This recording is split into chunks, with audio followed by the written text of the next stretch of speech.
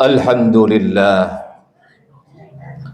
Alhamdulillahi Rabbil Alamin Nahmaduhu wa nasta'inuhu wa nastaghfiruh wa na'udhu billahi min syururi anfusina wa min sayyiati a'malina man yahdihillahu fala mudilla lahu wa man yudlil fala hadiya lahu Asyhadu an la ilaha illallah wahdahu la syarika lah وأشهد أن محمدا عبده ورسوله لا نبي بعده اللهم صل وسلم وبارك على سيدنا محمد وعلى آله وأصحابه أجمعين أما بعد فيا أيها الحاضرون أوصيكم ونفسي بتقوى الله وطاعته لعلكم تفلحون فقد قال الله تعالى في كتابه الكريم أعوذ بالله من الشيطان الرجيم يا أيها الذين آمنوا اتقوا الله حق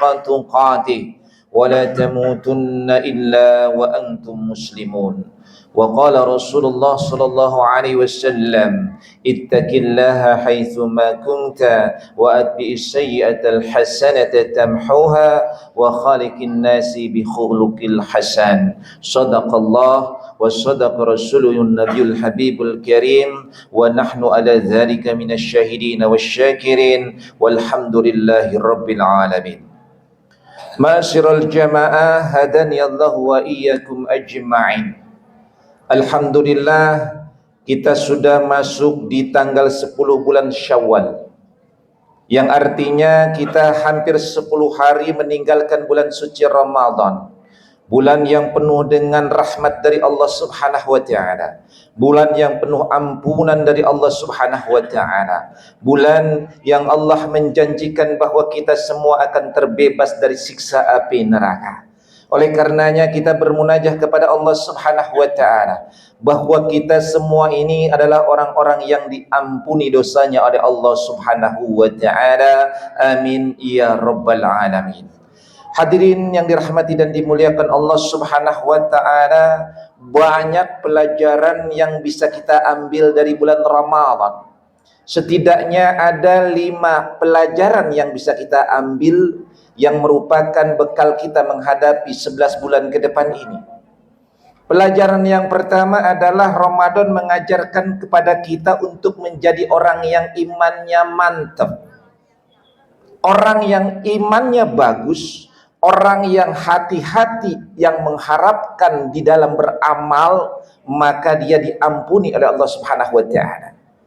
Sebagaimana baginda Rasulullah sallallahu alaihi wasallam menjelaskan, barang siapa yang berpuasa dengan dasar iman dan mengharapkan pahala dari Allah Subhanahu wa taala, ghufira lahu ma taqaddama min dzambi, maka dosanya diampuni oleh Allah Subhanahu wa taala. Maka dasar yang paling penting adalah iman. Karena iman inilah yang membuat Allah ridha kepada kita. Karena iman inilah yang insya Allah kita adalah orang-orang yang diampuni dosanya oleh Allah Subhanahu wa taala. Lalu di hadis yang lain, baginda Rasulullah SAW bersabda, man qama Ramadhana imanan wahtisaban ghufira lahu ma taqaddama min dzambi. Barang siapa yang dengan dasar iman, dengan harapan mendapatkan pahala dan ridha dari Allah Subhanahu wa taala, dia menghidupkan malamnya dengan salat, maka ampunkan Allah, niscaya dia dapatkan, diampuni segala dosa dan kesalahannya oleh Allah Subhanahu wa taala.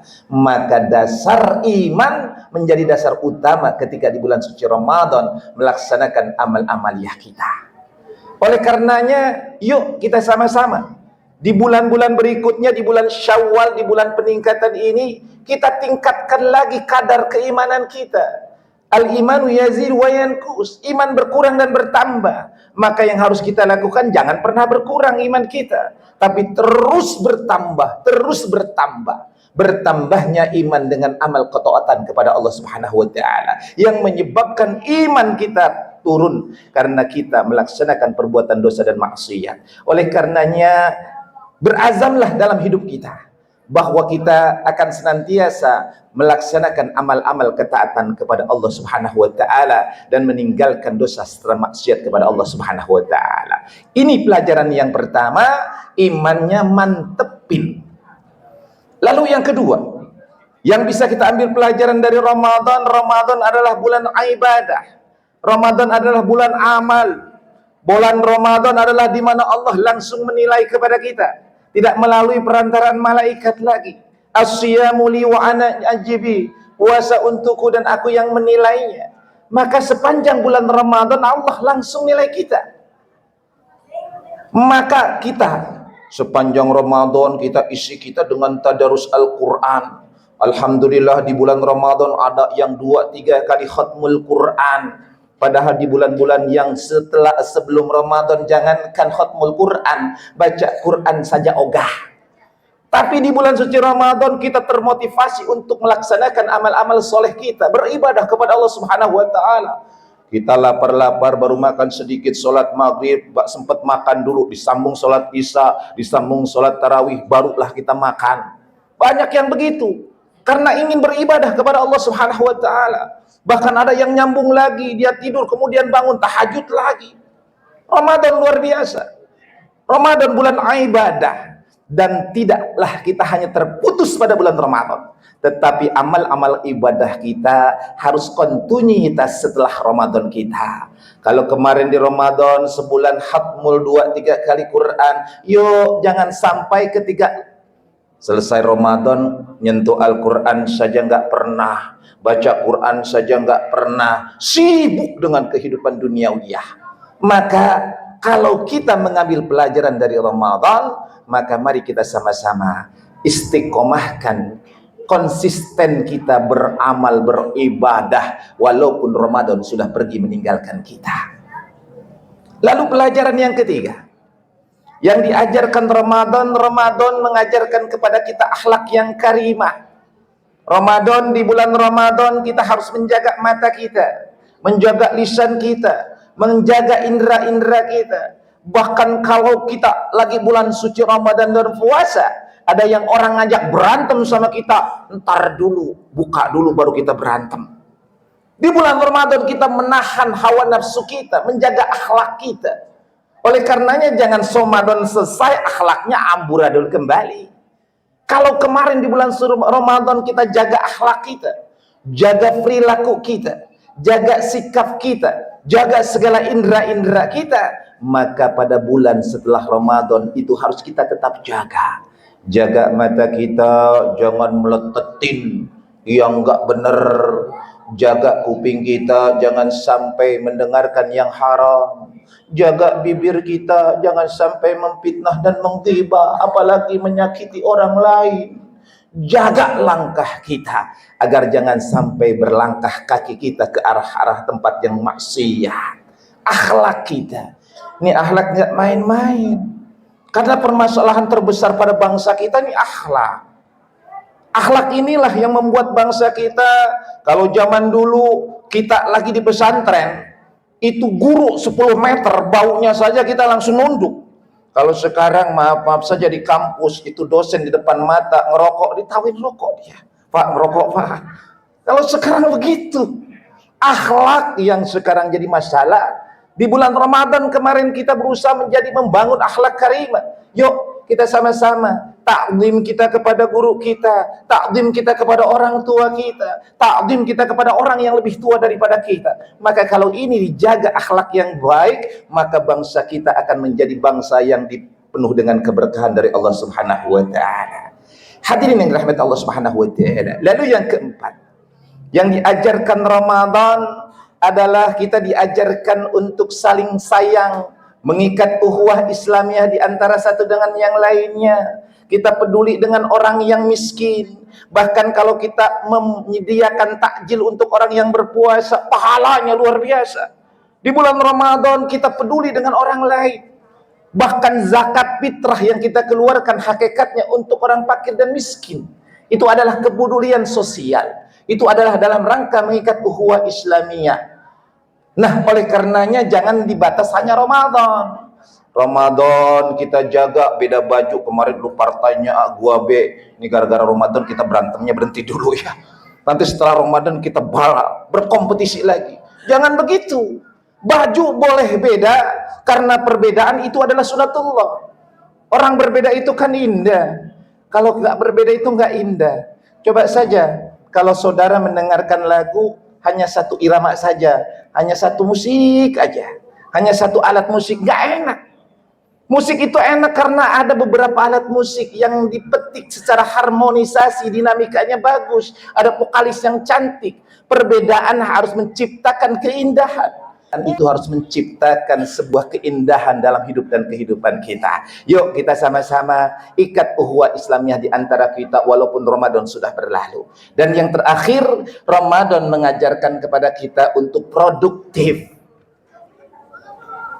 Walaupun Ramadan kemarin, Ramadan dari pagi sampai siang sampai sore molor aja kerjaannya. Ada yang begitu. Tapi sesungguhnya Ramadan mengajarkan kepada kita untuk produktif.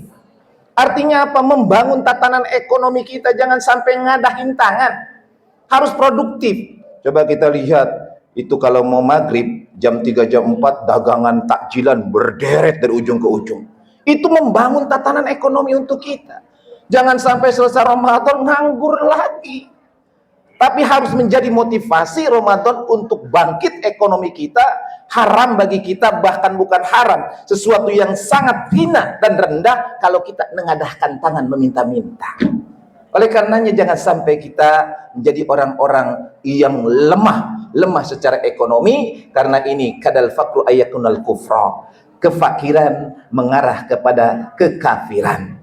Banyak orang miskin gampang dikafirkan. Maka oleh karenanya yuk kita sama-sama saling bina, saling dukung antara satu dengan yang lainnya untuk membangun tatanan ekonomi Islam yang insya Allah mampu menjadikan bangsa ini bangsa baldatun thayyibatun wa rabbun ghafur. Amin ya Allahu ya rabbal alamin. A'udzubillahi minasyaitonir rajim. Bismillahirrahmanirrahim.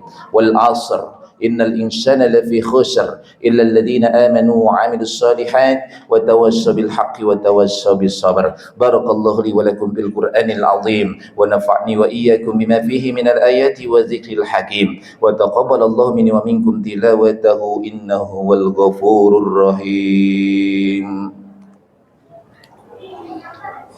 Allahumma shalli ala sayyidina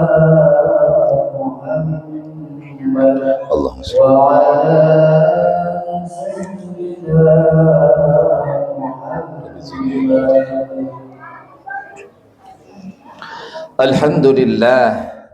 Alhamdulillahilladzi arsala rasulahu bil huda wa dinil haqq liyudhhirahu 'ala dini kulli wa kafa billahi shahida.